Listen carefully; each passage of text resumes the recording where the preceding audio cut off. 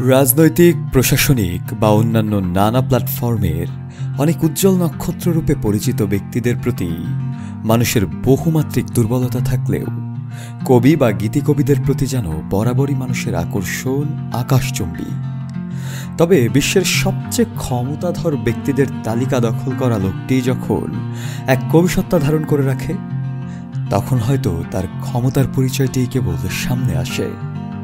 বলছিলাম ভ্লাদিমির পুতিনের কথা, যিনি বিশ্ব রাজনীতির এক অন্যতম স্তম্ভ হিসেবে দণ্ডায়মান আছেন বর্তমান বিশ্বে। তবে এর মধ্যে তার সাহিত্য ও শিল্পচর্চাও থেমে নেই কোনোভাবে।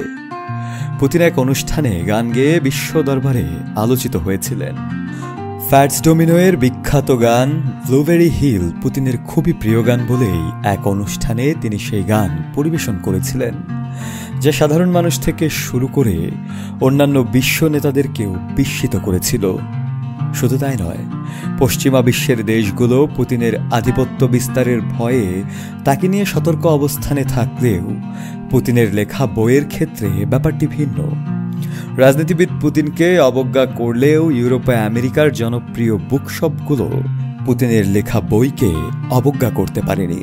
এখন পর্যন্ত আমেরিকার বিভিন্ন বুকশপে পুতিনের লেখা একাধিক বিখ্যাত বই পাওয়া যায়।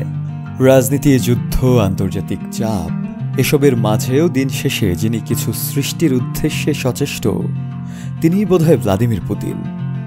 ভূসীমা পরিবর্তন হয়, বদলে যায় ক্ষমতা, কিন্তু সৃষ্টি তা হয়তো অবিনশ্বর, আর তা থেকে যাবে অনন্তকাল। শফি আল মাওলা, কালের কণ্ঠ।